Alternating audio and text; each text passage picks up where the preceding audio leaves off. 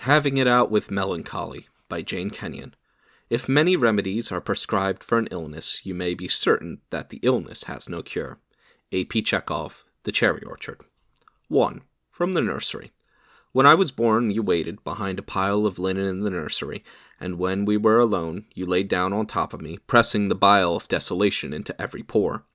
And from that day on, everything under the sun and moon made me sad, even the yellow wooden beads that slid and spun along the spindle on my crib. You taught me to exist without gratitude. You ruined my manners toward God.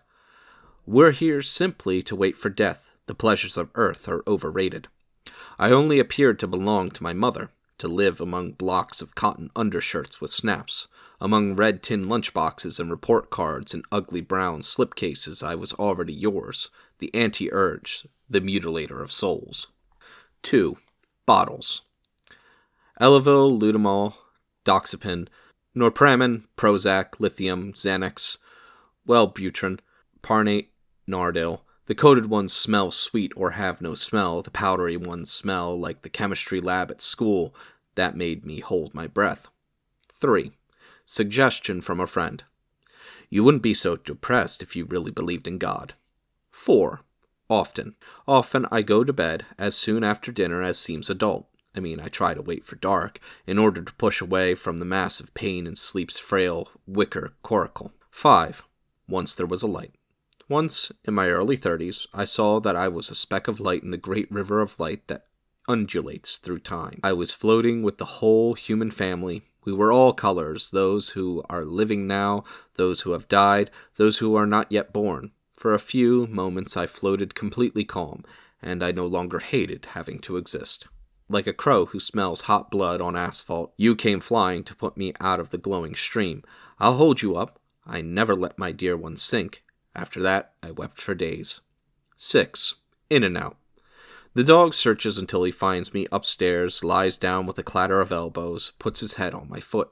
Sometimes the sound of his breathing saves my life. In and out, in and out. A pause. A long sigh. 7. Pardon. A piece of burned meat wears my clothes, speaks in my voice, dispatches obligations haltingly, or not at all. It is tired of trying, to be stout-hearted, tired beyond measure. We move on to the monoamine oxidase inhibitors.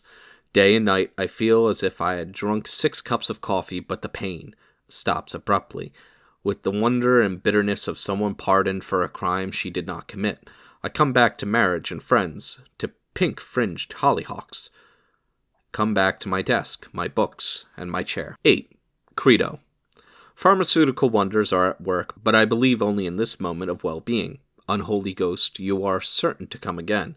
Coarse, mean, you put your feet on the coffee table, lean back, and turn me into someone who can't take the trouble to speak, someone who can't sleep, or who does nothing but sleep, can't read or call for an appointment for help. There is nothing I can do against your coming. When I awake, I am still with thee. 9. Wood thrush. High on Nardil in June light, I wake at 4, waiting greedily for the first note of the wood thrush. Easeful air presses through the screen with the wild, complex song of the bird, and I am overcome with ordinary contentment. What hurt me so terribly all my life until this moment? How I loved the small, swiftly beating heart of the bird, singing in the great maples, its bright, unequivocal eye.